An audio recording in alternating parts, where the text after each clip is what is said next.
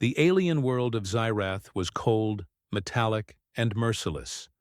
A planet that seemed built not for life, but for conquest.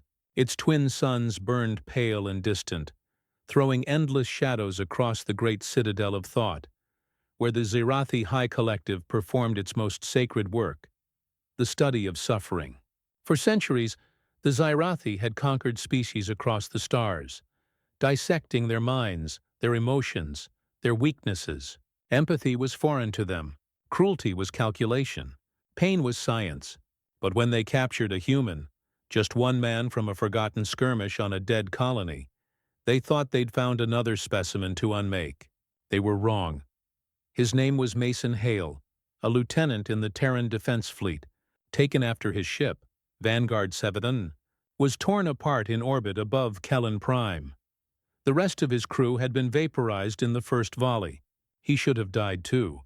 But the Xyrathi had other plans. They wanted to see what made humanity so resilient, why every attempt to subdue Earth's people had failed. The Xyrathi had fought humans before, and though they were technologically superior, they could never break the species' will. So this time they decided to study one. Break one, understand one. They strapped Mason into a containment chair in a room of black glass and white light. A sterile box where days and nights meant nothing. A dozen alien eyes studied him through the observation wall. The Xyrathi were tall insectoid beings with smooth armor-like exoskeletons, their faces expressionless, but for the glow of violet sensory nodes.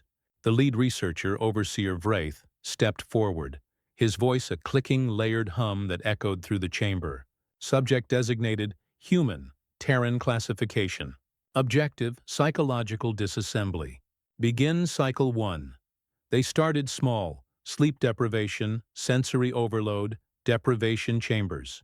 They showed him images of his homeworld burning, synthetic voices whispering in perfect imitation of his wife's voice.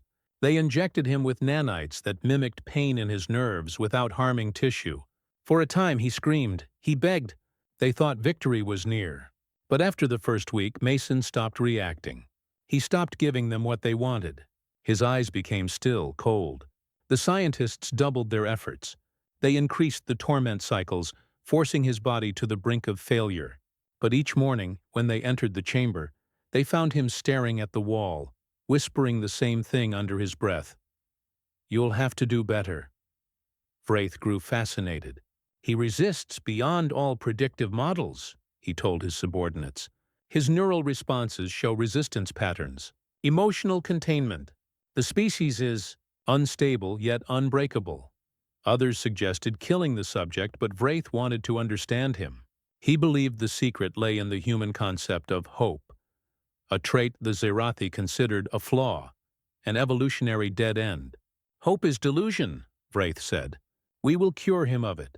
So they brought in the empathy machine. It was their masterpiece, a neural network that could map the emotions of another being and project them back amplified, creating a feedback loop that shattered most minds within hours. They hooked Mason to the machine, its tendrils sinking into the base of his skull, and began the resonance cycle. At first they fed him images of his past, his family, his comrades, his laughter on Earth. Then they took them away, forcing his brain to feel their loss over and over, every second worse than the last. The machine pulsed with his anguish. His heartbeat stuttered. His skin turned pale as snow.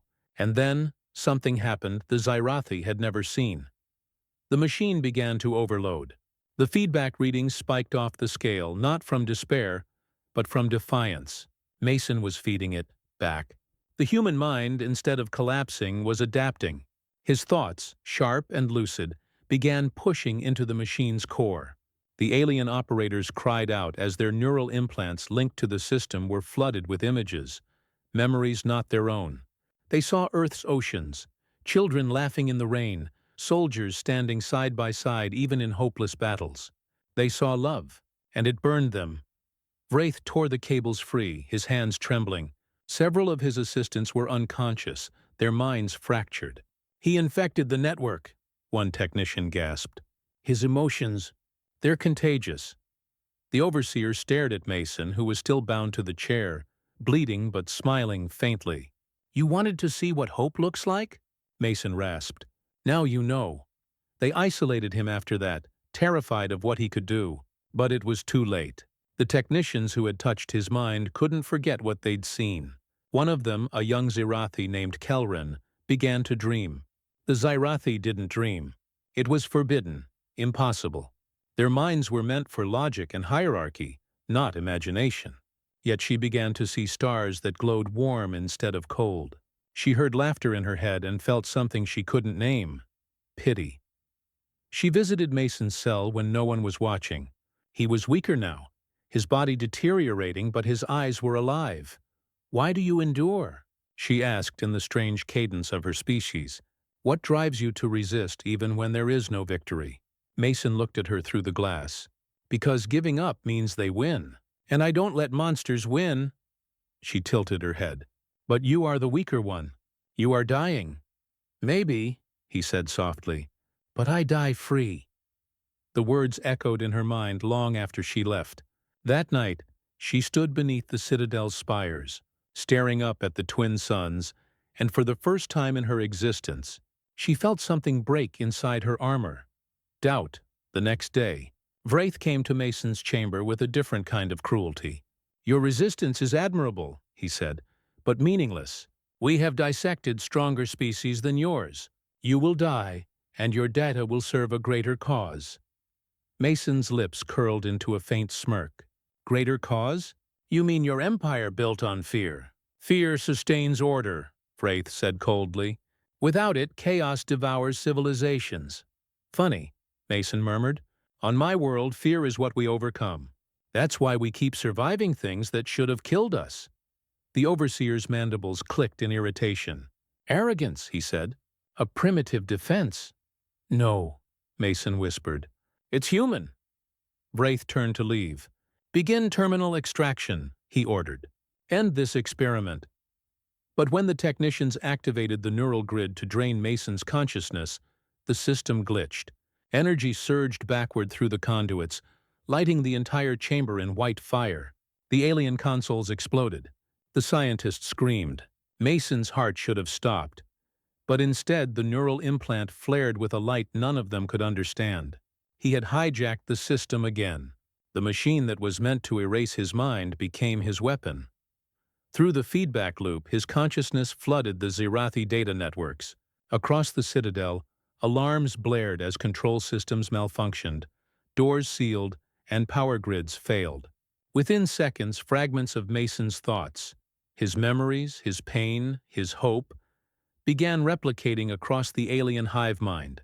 Billions of neurons linked through their collective felt the sudden, unbearable invasion of emotion. Overseer Vraith fell to his knees, clutching his head as visions overwhelmed him. He saw Earth burning, yes, but also Earth rising again. He saw people holding each other under a blood-red sky, choosing compassion over survival. It was too much. The alien who had built his life on logic screamed. The system shut down only after half the citadel went dark. Mason lay motionless in his chair, his pulse faint but steady. Around him, silence. The surviving Zirathi were shattered, their neural unity disrupted, their once perfect minds fractured by the chaos of human feeling. Kelrin found him in the aftermath, her limbs trembling.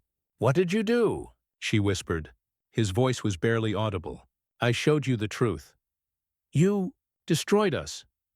"No," he said weakly, his eyes half open. "I set you free." When she looked into his face, she realized something terrifying. She believed him. She helped him out of the restraints, her clawed hands shaking. "If they find you alive, they will kill you," she said. Mason managed a rough laugh. "Then let's make sure they don't." Together they escaped through the service tunnels beneath the citadel. The world above was in chaos.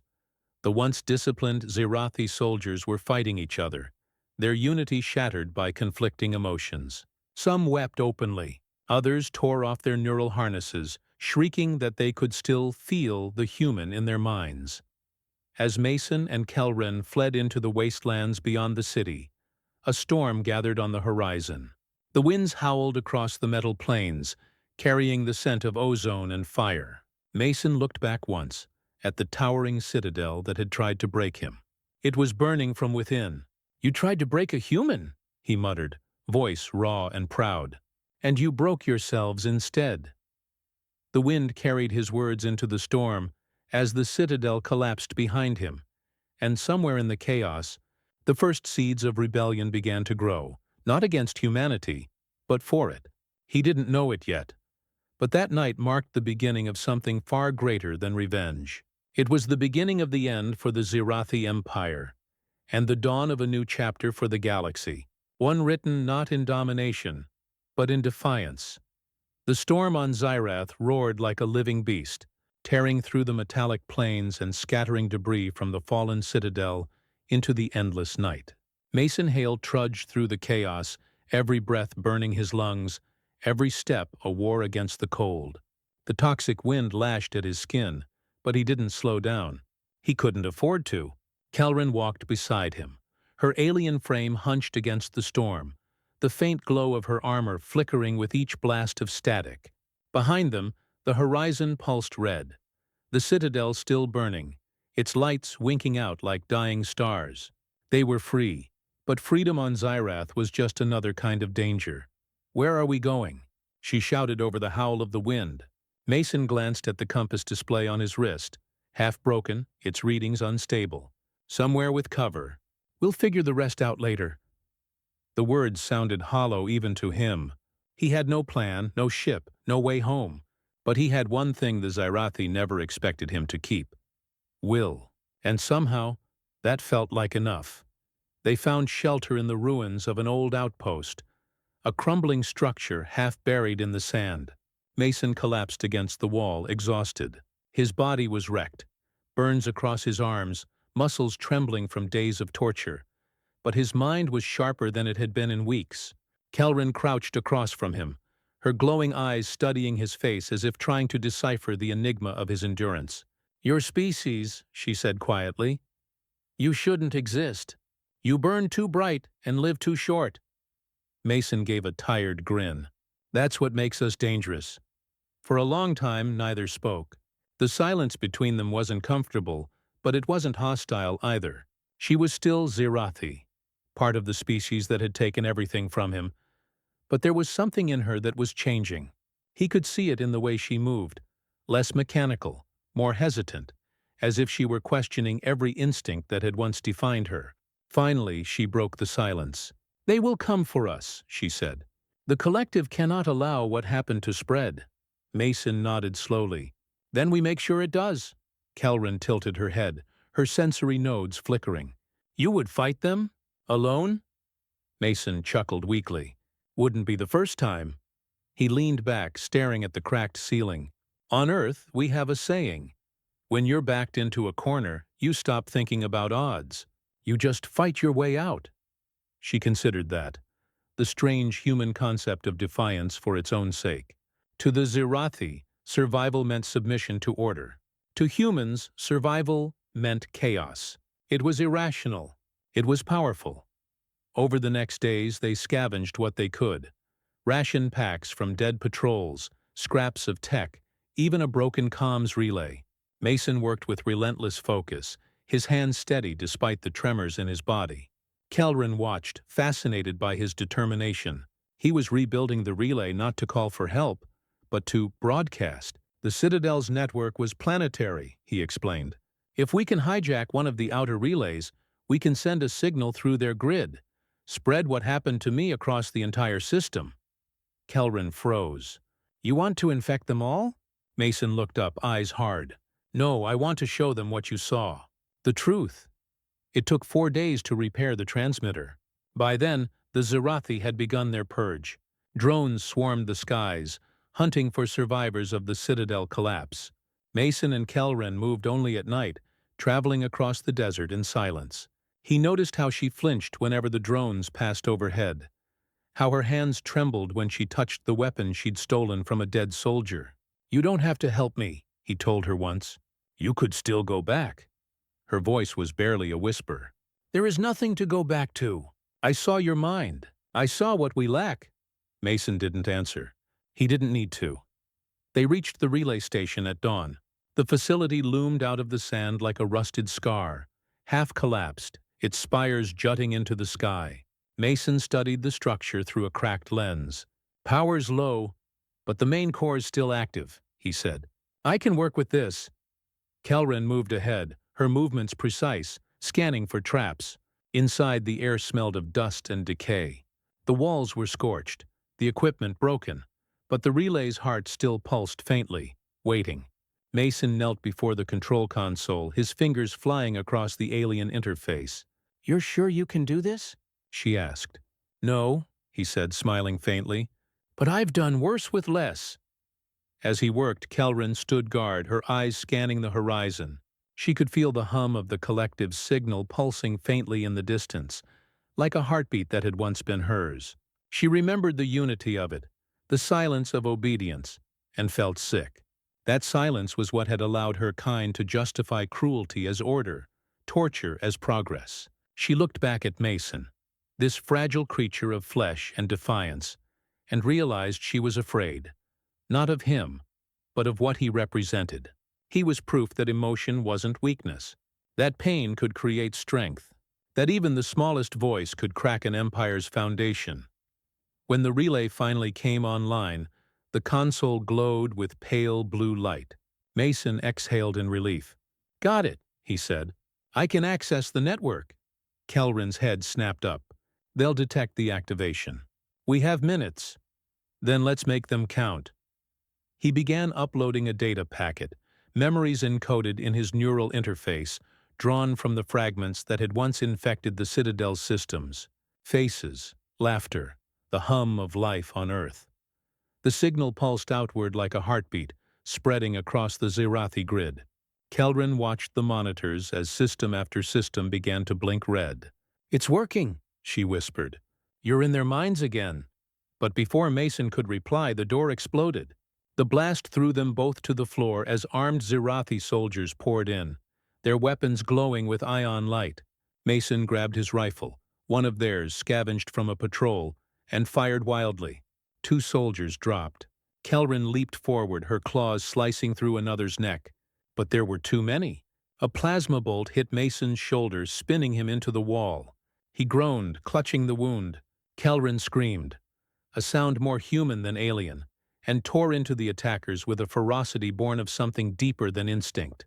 When the last soldier fell, the room was thick with smoke and silence. Mason lay against the console, blood pooling beneath him. "You're hit," Kelrin said, her voice shaking. "I've been hit worse," he muttered. He looked at the display. The signal was still transmitting. "Don't stop it, no matter what happens." She hesitated, then nodded. "I understand." More explosions rumbled in the distance. Reinforcements were coming. Mason's vision blurred, but he kept his focus. "Listen to me," he said. "You have to finish this. Get it as far as you can." Kelrin gripped his hand, a strange, awkward gesture for her species, but she held it tightly. "You can't die," she said. "Not now," he smiled faintly. "If I do, make it count." She turned back to the console, rerouting the power as the relay began to overload. Sparks flew. The air grew hot. "It's too much," she cried. Mason forced himself up, staggering beside her. "Good. Let it burn." Together they hit the final command. The signal burst outward, shattering every firewall, every control node in the system. Across Zyrath, the collective's hive mind convulsed as Mason's memories flooded through it again. Stronger this time, deeper, unstoppable.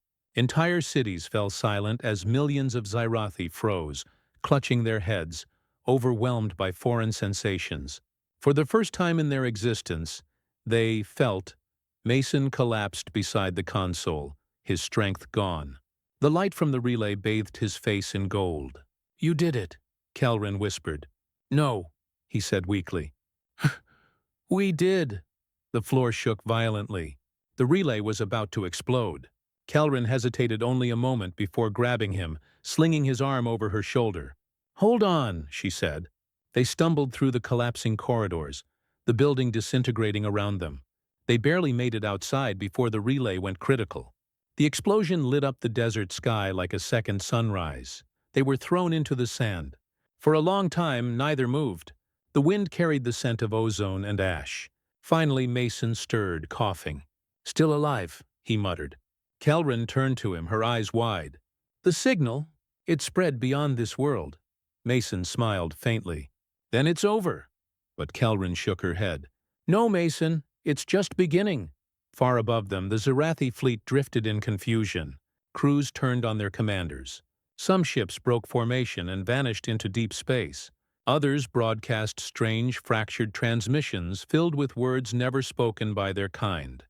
Words like love, guilt, and freedom.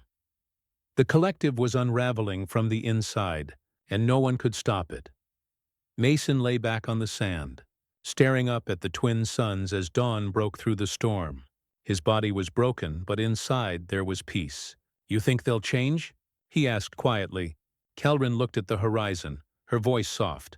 "I think they already have. Some will fight it, some will embrace it. But none will ever forget you." He chuckled. "I didn't do it for them." "Then why?" she asked. His eyes closed, his voice fading. "Because someone had to." Kelrin sat beside him as the light grew brighter. In her chest, something unfamiliar stirred, a warmth she couldn't name. She looked down at the human who had destroyed an empire not with weapons, but with feeling, and understood the irony. The Zerathi had tried to erase his humanity, but in doing so, they'd discovered their own. And as the first ships began to fall from the sky, their networks collapsing under the weight of emotion, she whispered to the wind, "You tried to break a human, and you broke yourselves instead." The words carried across the dunes as the storm finally died, leaving only silence and sunlight over a world that would never be the same again. The aftermath of the signal was chaos, wrapped in silence. Zyrath's once-ordered skies became battlegrounds of confusion. Fleets firing on themselves, command nodes severed from their cores. The hum of the collective fractured into a storm of conflicting thoughts. Across the planet, the hive that had once moved as one organism now screamed in 1,000 conflicting voices. Mason Hale, bruised and half-conscious, watched through the cracked visor of his helmet as the ships above began to fall like dying stars. His breath came shallow, his every muscle trembling from exhaustion, but he didn't look away. The human inside him, the man they'd tried to erase, wanted to see it. The empire that had enslaved worlds, reduced to chaos by the one thing it couldn't understand: emotion. Kelrin stood beside him, the alien warrior's face bathed in the red light of burning skyships. The air shimmered with heat, carrying the scent of ozone and ash. Her once steady voice was a whisper now, raw and uncertain. "They are feeling," she said, her gaze distant. "Fear, grief, confusion. It's tearing them apart." Mason struggled to sit up, his body refusing. "Then let it." She turned toward him sharply. "You don't understand. Our kind were never built for this. We were shaped to serve unity, not conflict. They will destroy themselves." Mason coughed, spitting blood, and gave a grim half-smile. "Then maybe they'll finally understand what it means to be human." They took shelter in the wreckage of a fallen transport. The hull groaned above them, but it held. Kelrin had scavenged a medical kit from one of the dead soldiers, her hands trembling as she patched Mason's wounds. She didn't understand half the human anatomy, but instinct guided her, instinct she hadn't known she had. When she pressed a clotting gel into a burn on his side, he winced but didn't flinch. "You don't have to," he muttered. "You should be out there, doing whatever your people do when their gods fall apart." She didn't respond at first. Then quietly, "Maybe my gods deserve to fall." Outside, the sky rumbled with war. Half the Zerathi fleets had gone silent, their captains locked in paralysis as the infection spread through their neural systems. The other half fired blindly, desperate to contain what they could not comprehend. Entire cities burned as control towers erupted in confusion. Workers abandoning stations, drones colliding mid-air. The collective's perfection was unraveling strand by strand. Mason drifted in and out of consciousness, but even in his delirium he could hear it. The faint whisper of alien minds breaking open, their emotions bleeding through the ether. They had wanted to strip him of his humanity. Now they were drowning in it. By the third night, Kelrin had begun to change in ways Mason didn't have words for. She had stopped using the clipped, mechanical tone of her kind. Her movements had softened. Her voice carried something fragile, hesitation. One evening, as the flames on the horizon dimmed, she asked him something that broke the silence between them. "When your kind feels pain," she said, "you still choose to keep living. Why?" Mason was quiet for a long time. He stared at the sand, his mind flickering back to the faces of his wife and daughter, lost in the Zenith bombardment years ago. "Because pain reminds us that we're still alive," he said finally. "It means there's something left worth fighting for." She frowned, her luminous eyes flickering. "Even if you've lost everything?" Mason's gaze hardened. "Especially then." Those words stayed with her long after he fell asleep. Kelrin watched the human's chest rise and fall, fragile and stubborn. Her entire species had been built to erase such weakness, to strip the soul from the flesh and leave only obedience. And yet, here was proof that defiance was the stronger force. Humanity's fragility was their armor. Their capacity to endure was their weapon. It dawned on her for the first time that the collective's true weakness wasn't in their systems. It was in their perfection. Perfection had no room for growth, no space for grace. The next morning, the winds carried the sound of incoming engines. Mason woke instantly, pain forgotten. "They found us!" Kelrin scanned the horizon. 3 Zerathi dropships were descending fast, their black hulls cutting through the clouds. "They're coming for you," she said, her voice low. "They won't stop until you're erased." Mason stood, unsteady but resolute. "Then let's make sure they fail again." He grabbed his rifle, though his arms trembled just holding it. Kelrin stepped forward. "You can't fight like this." "You think I've made it this far because I could fight?" He smirked. "No, I made it because I wouldn't stop." They set an ambush along the ridge, a desperate, reckless plan. Mason rigged explosive charges from the wreck's power core, lining the dunes with volatile energy cells. Kelrin manned the high ground with a scavenged plasma rifle. The dropships landed one after another, their ramps slamming down as soldiers poured out. The first wave came hard and fast, trained, relentless. But the dunes erupted under Mason's command, fire consuming the advance. Kelrin's shots cut through the smoke, precise and brutal. Yet there were too many. Within minutes, they were surrounded. Mason's gun clicked empty and he dropped it, raising his hands in mock surrender. "You really think this ends with me?" he shouted. The lead soldier stepped forward, his mask gleaming. "Your infection ends here." But before he could fire, Kelrin appeared behind him, her claws slicing through armor and flesh. The troops hesitated, long enough for Mason to tackle one into the sand and wrestle his weapon away. Chaos erupted. When it ended, the ridge was a graveyard of smoking metal. Mason fell to his knees, coughing, while Kelrin stood beside him, trembling from the exertion. Her armor was cracked, her breathing uneven. She looked down at him and said something he never expected to hear. "We're not so different after all." They didn't rest long. The battle had drawn attention. Across the horizon, lights flared. More ships descending, but this time they didn't come in, firing. They hovered uncertainly, broadcasting open signals. Kelrin accessed the frequency, her brow furrowing. "They're asking for help," she said.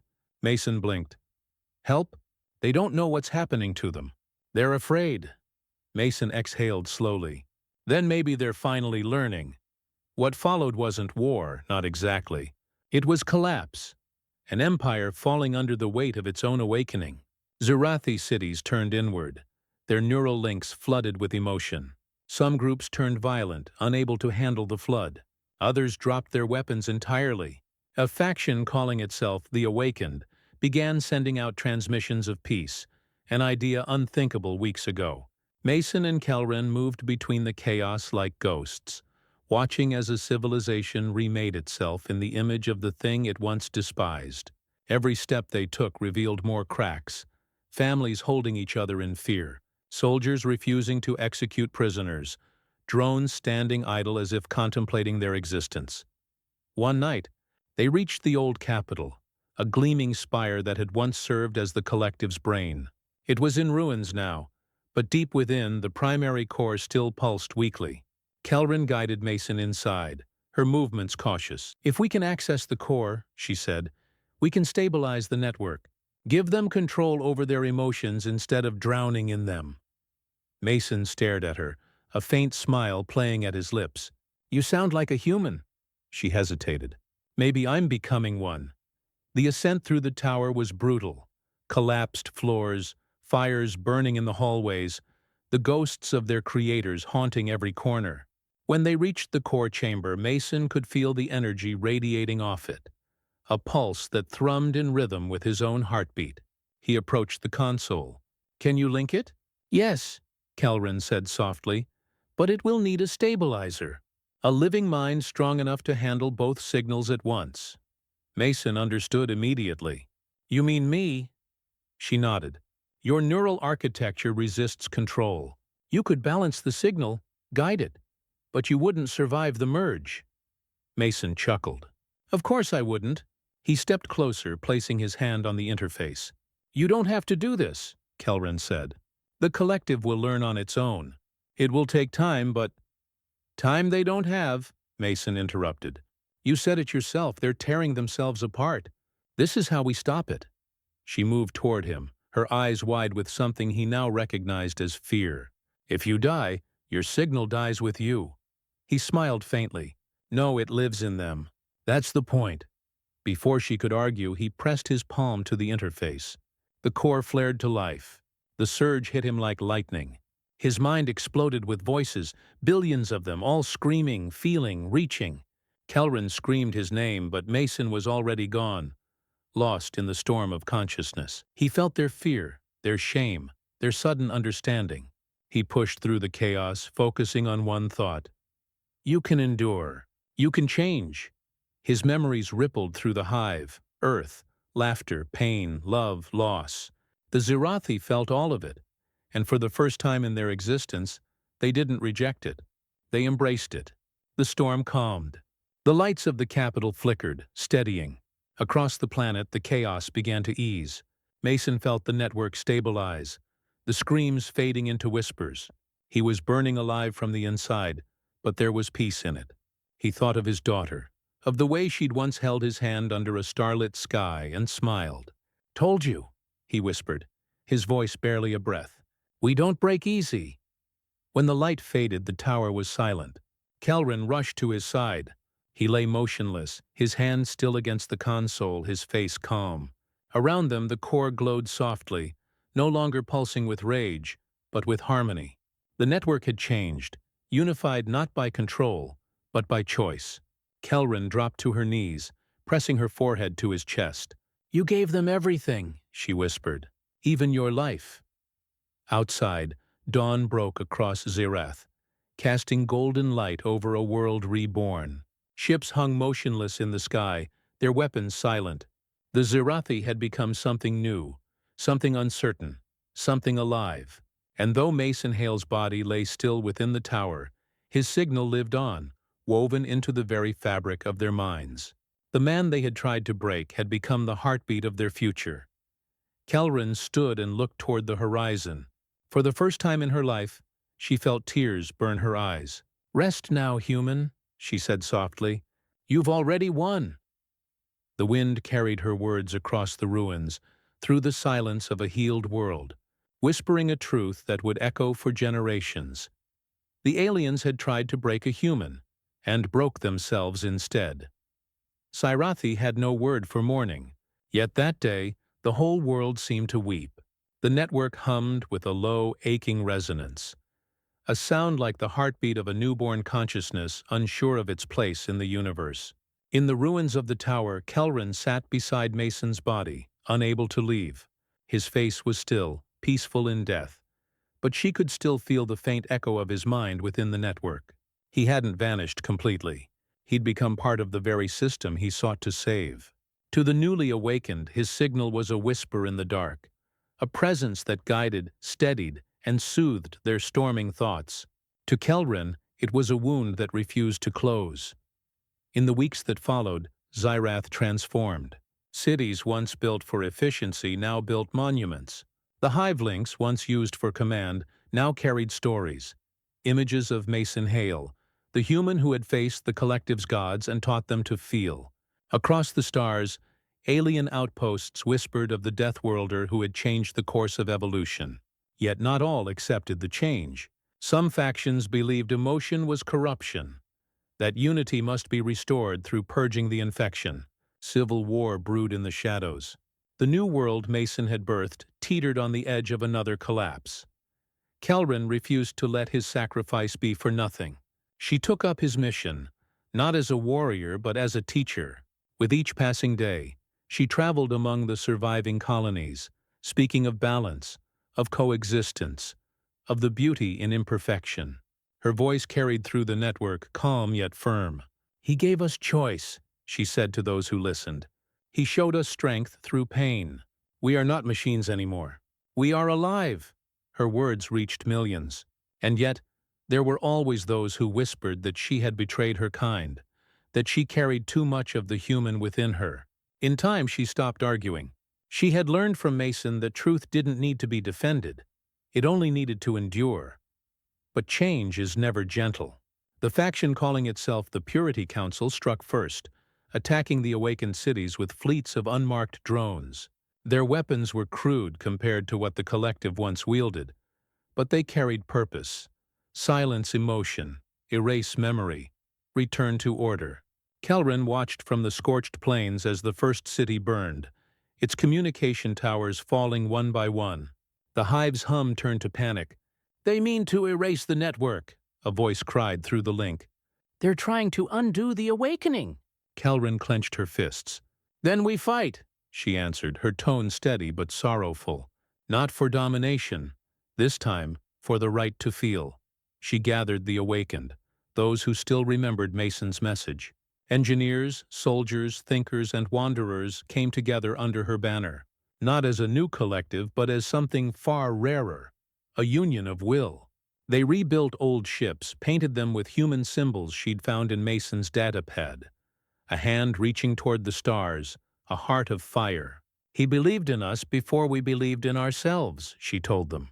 "Now we prove him right." When the fleet rose into the sky, its engines cut through the red dawn like a blade of light. Across the network, millions felt the surge of resolve. The Deathworlder's spirit was with them still. The first battle was chaos.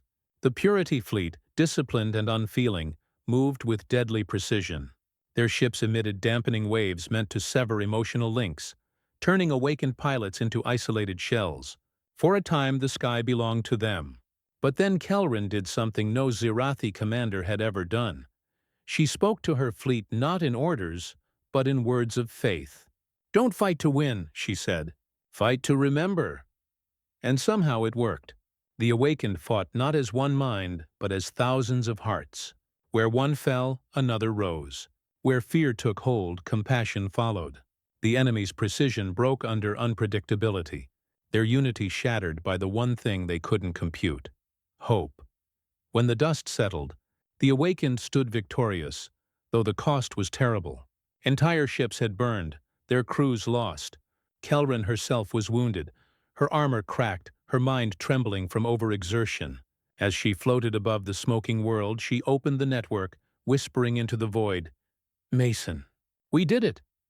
For a moment she thought it was only the echo of her grief, but then, so faint she almost doubted it, came a pulse in reply. "You're not done yet." It wasn't a voice exactly, but the pattern was his. Mason's signal had survived. Somehow his consciousness, fragmented, diffuse, still lingered within the core of Xyrath's digital heart. Following that spark, Kelrin returned to the capital, where the rebuilt spire now housed the Nexus, a chamber designed to hold the balance between emotion and reason. She entered the chamber alone, the hum of the network surrounding her like a living sea. The console pulsed, responding to her presence. "Mason?" she whispered. The lights flickered, coalescing into an image, a projection of him, faint and transparent. His smile was weary but familiar. "Told you we don't break easy," he said, his voice fragmented by static. Kelrin stepped forward, tears streaking her face. "You're still here." "Part of me," he replied, enough to keep them from falling back. She wanted to tell him everything, to tell him how his sacrifice had changed her, how she had carried his teachings like a heartbeat. But the image was fading fast. "They're coming again," she said. "The Purity wants to finish what they started." Mason nodded. "Then finish what we began. Don't fight to destroy them. Teach them." "How?" she asked, desperation in her tone.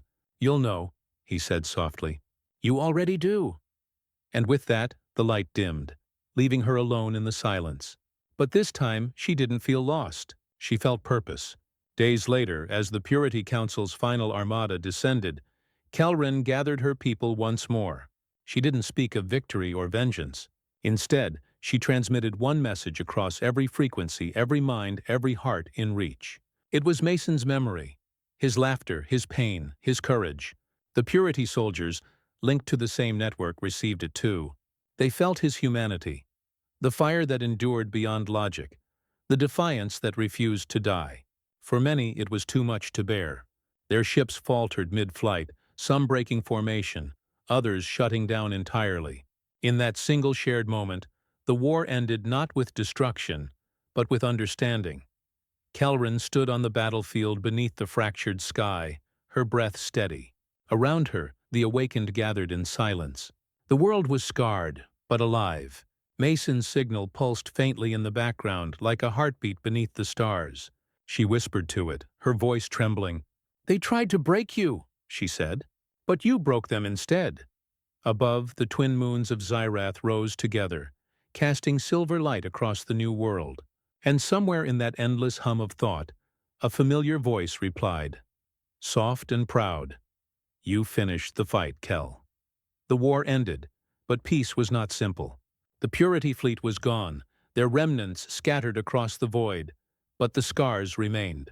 Cities lay in ruins, and the network that bound their species together pulsed like a wounded heart. The awakened had won their right to feel, yet many didn't know how to live with the flood of emotion that came after. Fear, guilt, longing.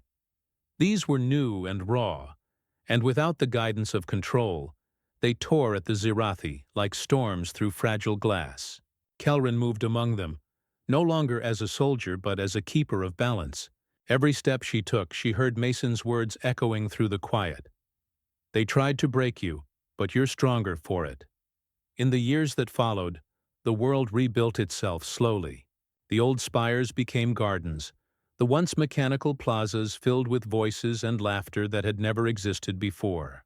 The network evolved, not a hive, but a chorus of individuals.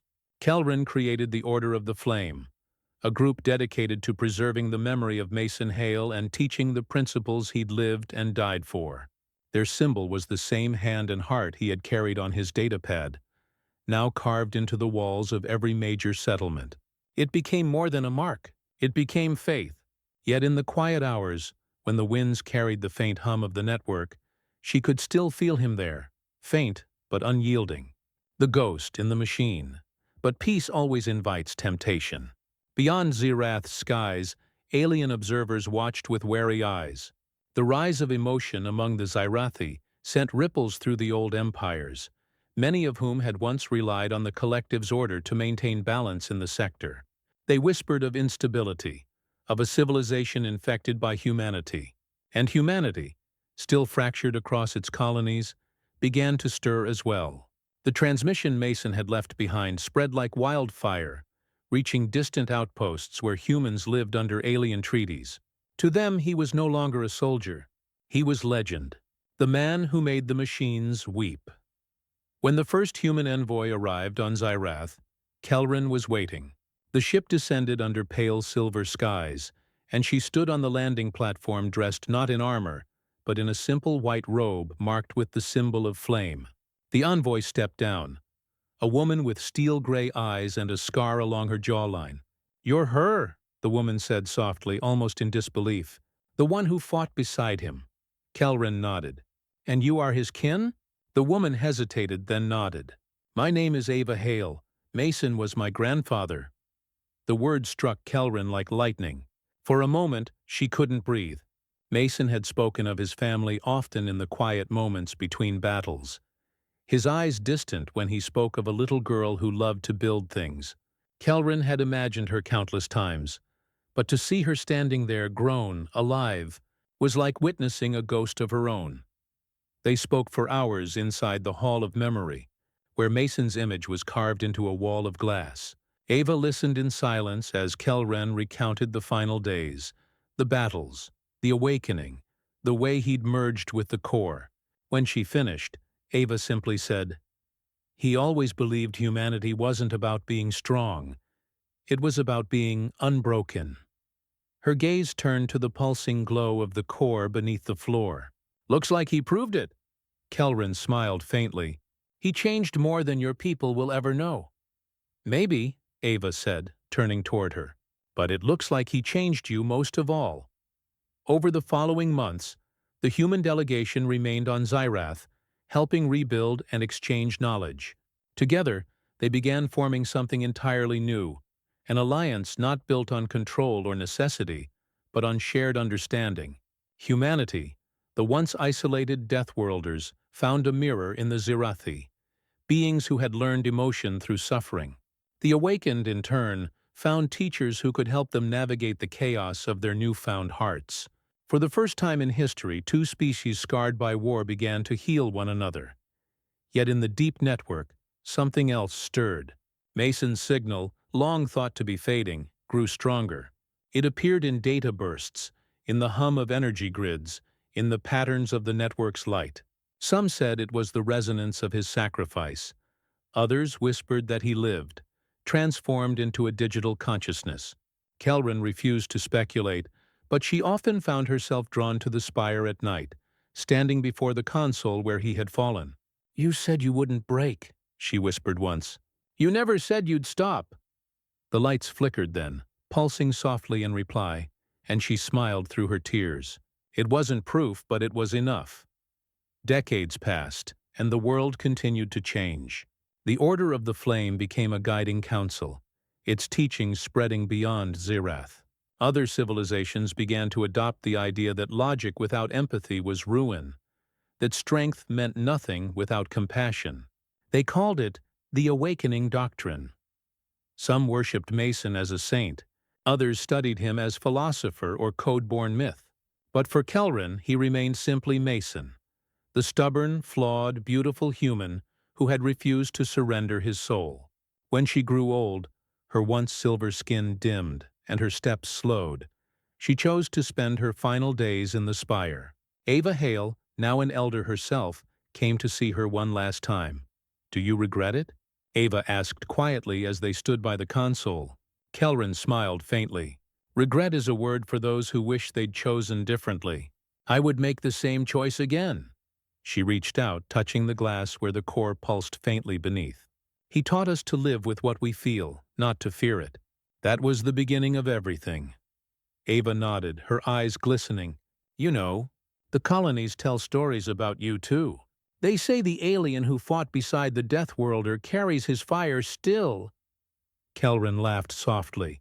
"Then perhaps the fire never truly died." That night, Kelren sat before the console one last time. The spire was quiet except for the hum of the core.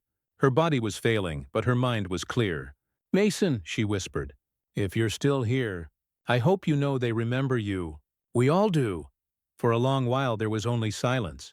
Then, faintly, like the echo of a heartbeat, came a familiar warmth through the network. "Proud of you, Kel." Her eyes filled with tears.